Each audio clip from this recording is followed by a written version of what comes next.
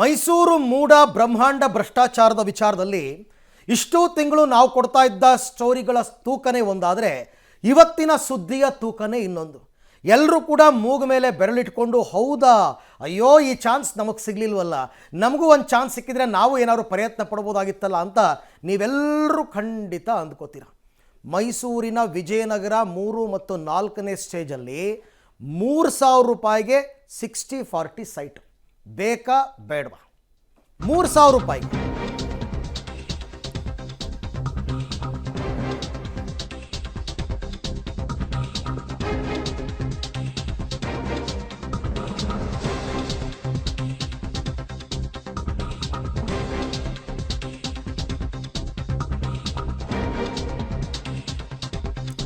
Public ಟಿವಿಯ big exclusive breaking news ಇದು.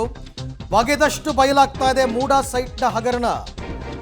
ಮೂಡಾದ ಮತ್ತೊಂದು ಮಹಾ ಭ್ರಷ್ಟಾಚಾರ ಬಯಲಾಗ್ತಾ ಇದೆ. ಮೂಡ ಹಗರಣದ ಎಕ್ಸ್ಕ್ಲೂಸಿವ್ ಡೀಟೇಲ್ಸ್ ನಮ್ಮಲ್ಲಿ ಮಾತ್ರ. ಏನದು ಎಕ್ಸ್ಕ್ಲೂಸಿವ್ ಡೀಟೇಲ್ಸ್ ಅನ್ನೋದಕ್ಕೆ ಸಂಬಂಧಪಟ್ಟ ಸಣ್ಣ ಕ್ಲೂ ಒಂದನ್ನು ನಾನಿವಾಗ ನಿಮಗೆ ಹೇಳಿದ್ದೀನಿ. ಎಷ್ಟು ರೀತಿಯ ಭ್ರಷ್ಟಾಚಾರ ಮಾಡ್ಬೋದು. ಐ ಥಿಂಕ್ ಕಡ್ಲೆಪುರಿಗೂ ಇಷ್ಟು ಕಡಿಮೆ ರೇಟ್ ಇರಲ್ಲ. 60-40 ಸೈಟ್ಗೆ ಅಷ್ಟು ಕಡಿಮೆ ರೇಟ್ ಮೈಸೂರಿನಲ್ಲಿ. ಎಲ್ಲರೂ ಹೋಗಿ ಇನ್ವೆಸ್ಟ್ ಮಾಡ್ಬೋದು, ಎಲ್ರಿಗೂ ಸೈಟ್ ಸಿಗುತ್ತೆ ಹಾಗಂತ ಅಂದ್ಕೊಳಕ್ಕೆ ಹೋಗಬೇಡಿ.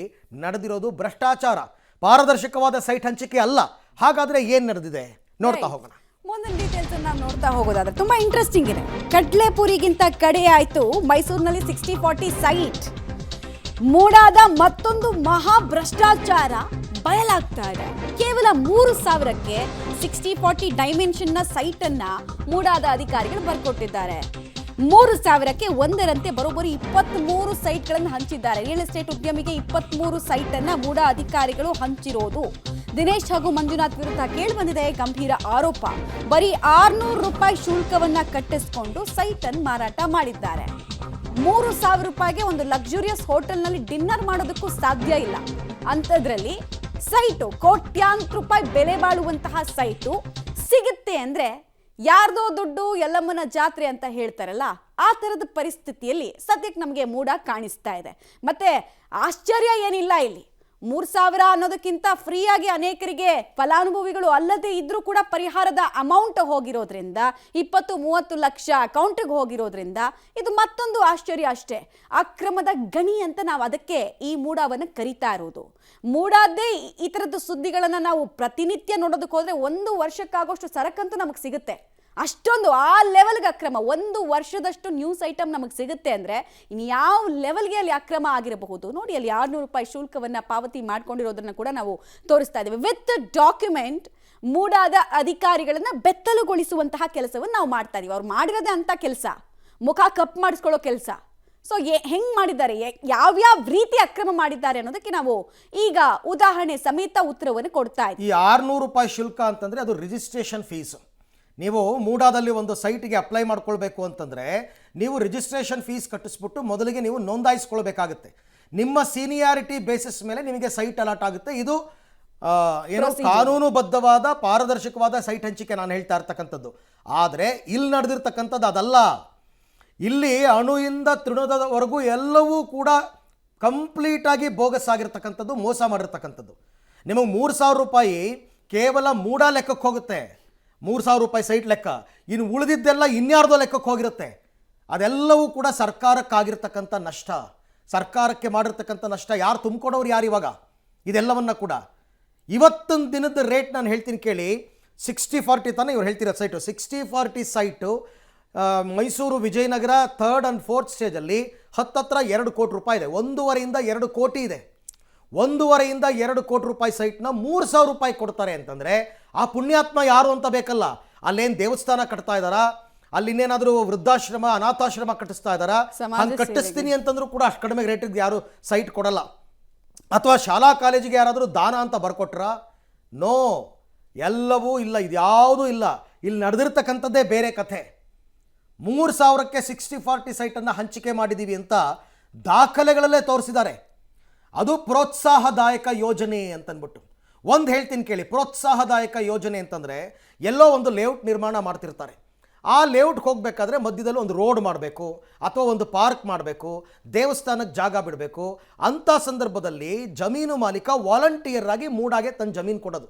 ತಗೊಳ್ಳಿ ಸರ್, ನನ್ನ ಜಮೀನಲ್ಲಿ ಒಂದು ಸ್ಕೂಲ್ ಕಟ್ಕೊಳ್ಳಿ, ನನ್ನ ಜಮೀನಲ್ಲಿ ಒಂದು ದೇವಸ್ಥಾನ ಕಟ್ಕೊಳ್ಳಿ, ನನ್ನ ಜಮೀನಲ್ಲಿ ಒಂದು ಪಾರ್ಕ್ ಮಾಡ್ಕೊಳ್ಳಿ ಅಂತ ಕೊಟ್ಟಾಗ ಅವನಿಗೆ ಪ್ರೋತ್ಸಾಹಕದಾಯಕವಾಗಿ 2 ಸೈಟ್ ಕೊಡಬೇಕು ಅಂತ ರೂಲ್ಸ್ ಇದೆ. ಅವನು ಎಷ್ಟು ಜಮೀನು ಬಿಟ್ಕೊಡ್ತಾನೆ ಅದರ ಮೇಲೆ ಅದು ಡಿಪೆಂಡ್. ಪ್ರೋತ್ಸಾಹಕದಾಯಕ ಯೋಜನೆ ಅಂತಂದರೆ ಈ ಥರ. ಇವ್ರು ಯಾರು ಬಿಟ್ಟುಕೊಟ್ಟಿದ್ದಾರೆ ಅಂತ ಯಾರಿಗೂ ಗೊತ್ತಿಲ್ಲ, ಯಾರೋ ಒಬ್ಬನಿಗೆ ಪ್ರೋತ್ಸಾಹದಾಯಕ ಯೋಜನೆಯಲ್ಲಿ ಸೈಟ್ ಕೊಟ್ಬಿಟ್ಟಿದ್ದಾರೆ. ಇಲ್ಲಿ ನಡೆದಿರ್ತಕ್ಕಂಥ ಭ್ರಷ್ಟಾಚಾರ ಇದು. ತನಿಖೆಯಲ್ಲಿ ಕಂಡುಕೊಂಡಿರ್ತಕ್ಕಂಥ ಸತ್ಯ ಏನೂ ನಡೆದಿಲ್ಲ. ಇಡಿ ಅವ್ರು ಯಾಕೆ ಬರಬೇಕು, ಅವ್ರು ಯಾಕೆ ತನಿಖೆ ಮಾಡಬೇಕು, ಅವ್ರು ಯಾಕೆ ಮಾಹಿತಿ ಸೋರಿಕೆ ಮಾಡಬೇಕು ಅಂತ ಪ್ರಶ್ನೆ ಮಾಡ್ತಿರಲ್ಲ. ಇದನ್ನೆಲ್ಲ ರಾಜ್ಯದ ಜನಕ್ಕೆ ನಾವು ಹೇಳಬೇಕಾ ಬೇಡವಾ? 3,000 ರೂಪಾಯಿ ಈಗಲೂ ಕರೆಕ್ಟಾಗಿ ಏನಾದರೂ ಇದು ಸರಿಯಾಗಿ ಇದೇ ರೇಟಲ್ಲಿ ಕೊಡ್ತಾರೆ ಅಂತಂದರೆ ಮೈಸೂರಿನಲ್ಲಿರೋ ಪ್ರತಿಯೊಬ್ಬರು ಹೋಗಿ ಕ್ಯೂ ನಿಂತ್ಕೋತಾರೆ. 23 ಸೈಟು, ಒಂದಲ್ಲ ಎರಡಲ್ಲ ಅಂತಂದ್ಬಿಟ್ಟು 69,000 ರೂಪಾಯಿಗೆ ನಿಮಗೆ 23 ಸೈಟ್ ಕೊಟ್ಬಿಡ್ತಾರೆ. ಈ ಥರದ ಭ್ರಷ್ಟಾಚಾರ ನಡೆದಿದೆ ಮೈಸೂರಿನಲ್ಲಿ ಅಂತಂದರೆ ನಾಚಿಕೆಗೇಡಿನ ವಿಚಾರ ಇದು. ನೋಡಿ, 5 ದಿನದಲ್ಲಿ ಪ್ರೋತ್ಸಾಹದಾಯಕ ಯೋಜನೆಯ ಹೆಸರಿನಲ್ಲಿ ಈ ಹಗರಣ ನಡೆದಿರೋದು. 5 ದಿವಸದಲ್ಲಿ ಕೇವಲ 3,000 ರೂಪಾಯಿಗೆ 60-40 ಸೈಟನ್ನು ಬರ್ಕೊಟ್ಟಿದೆ ಮೂಡ. ಕೇವಲ 3,000 ರೂಪಾಯಿ ಒಂದು ಸೈಟು, 60-40 3,000 ರೂಪಾಯಿ ಒಂದು ಸೈಟು. ದಿನೇಶ್ ಮತ್ತು ಮಂಜುನಾಥ್ ವಿರುದ್ಧ ಕೇಳಿ ಬಂದಿರತಕ್ಕಂಥ ಗಂಭೀರ ಆರೋಪ. ದಿನೇಶ್ ಅನ್ನೋರು ಮಂಜುನಾಥ್ಗೆ ಬರ್ಕೊಟ್ಟಿದ್ದಾರೆ.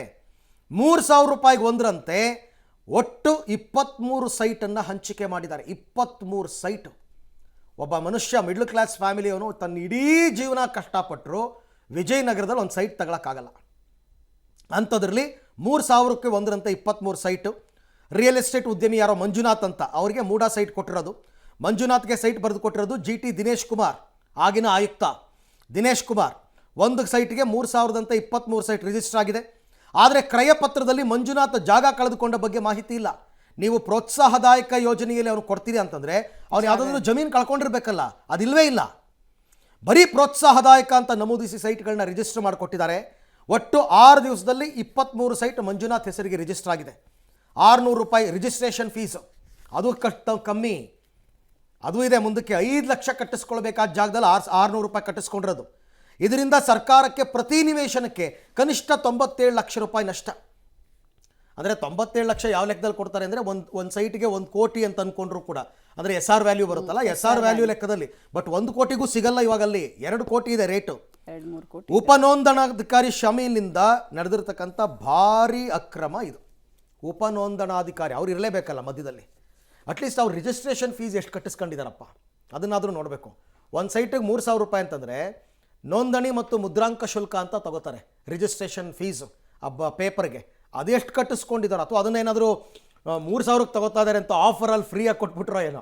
ಅದು ಹಿಂದೆ ಕೊಟ್ಟಿದ್ದಾರಲ್ಲ ಸರ್ ಆಫರಲ್ಲಿ, ಅವರವರೇ ಸ್ಟ್ಯಾಂಪ್ ಡ್ಯೂಟಿದೆಲ್ಲ ಫೀಸ್ ಅವರವರೇ ಫೀಸ್ ಫಿಲಪ್ ಮಾಡಿದಾರಲ್ಲ, ಹಾಗೆ ಇವ್ರು ಅವರೇ ಕಟ್ಕೊಂಡು ತಗೊಳಪ್ಪ ನೀನು 3,000 ಕೊಡ್ತಾ ಇದೀವಿ ಒಂದು ಸೈಟ್ಗೆ, ತಗೋ ಪರವಾಗಿಲ್ಲ ಫ್ರೀಯಾಗಿ ಅಂತ ಸ್ಟ್ಯಾಂಪ್ ಡ್ಯೂಟಿ ಎಲ್ಲ ಅವರೇ ಮಾಡ್ಕೊಂಡಿದ್ದಾರೆ ಅಂತ ಅನ್ನಿಸ್ತಾ ಇದೆ. ಇದೆಲ್ಲ ಅದೇನೋ ಅಂತಾರಲ್ಲ, ಕಣ್ಣಿದ್ದು ಕುರುಡನಾಗಬೇಕು ಅಂತ, ಹಾಗೆ ಜನರು ಕಣ್ಣಿದ್ದು ಕುರುಡರಾಗಬೇಕು. ಸುಮ್ಮನೆ ಸುದ್ದಿ ಕೇಳ್ಕೊಂಡು ಸುಮ್ಮನೆ ಆಗಬೇಕು. ಇವನು ಯಾರು ಪುಣ್ಯಾತ್ಮ ಮಂಜುನಾಥ್ ಅಂತ ಮೊದಲು ತಿಳ್ಕೋಬೇಕು. ಕಾರ್ತಿಕ ಲೇಔಟ್ನ ನಿರ್ಮಾಣ ಮಾಡಿದ್ದು. ಲೇಔಟ್ ನಿರ್ಮಾಣ ಮಾಡಿದ್ದಕ್ಕೆ 3,000 ರೂಪಾಯಿಗೆ ಸೈಟಾ? ಸಮಾಜ ಸುಧಾರಕರು ಇವರೆಲ್ಲ ಅಲ್ಲ. ಒಂದು ಸರ್ತಿ ನಂಗೆ ಇನ್ನೂ ತುಂಬ ಚೆನ್ನಾಗಿ ಜ್ಞಾಪಕ ಇದೆ. ಇದೇ ನಮ್ಮ ದೇಶದ ಸ್ವಾತಂತ್ರ್ಯಕ್ಕೋಸ್ಕರ ಹೋರಾಡಿದಂತಹ ಸ್ವಾತಂತ್ರ್ಯ ಯೋಧರಿಗೆ ಮೈಸೂರಿನಲ್ಲಿ ಫ್ರೀ ಸೈಟ್ ಕೊಡಬೇಕು ಅಂತ ಸರ್ಕಾರದ ವತಿಯಿಂದ ಒಂದು ತೀರ್ಮಾನ ಆಗಿತ್ತು. ಸ್ವಾತಂತ್ರ್ಯ ಯೋಧರಿಗೆ 47ರಲ್ಲಿ ಹೋರಾಡಿದವರಿಗೆ ಅದಕ್ಕೆ ದೊಡ್ಡ ಅಪೋಸ್ ಮಾಡಿದ್ರಪ್ಪ. ಹೋರಾಟಗಳು ಅವ್ರಿಗೆ ಯಾಕೆ ಫ್ರೀ ಸೈಟ್ ಕೊಡಬೇಕು, ಬೇಕಾದ್ರೆ ನಾಮಿನಲ್ ಫೀಸ್ ಕಟ್ಟಿಸ್ಕೊಂಡು ಕೊಡೋಣ ಅಂತ ಅಂದ್ಬಿಟ್ಟು. ಇಲ್ಲಿ ನೋಡಿದ್ರೆ 3,000 ರೂಪಾಯಿಗೆ ಸೈಟ್ ಕೊಟ್ಟಿದ್ದಾರೆ. 3,000 ರೂಪಾಯಿಗೆ ನಾಚಿಕೆ ಆಗಬೇಕು ಇವರೆಲ್ಲರಿಗೂ.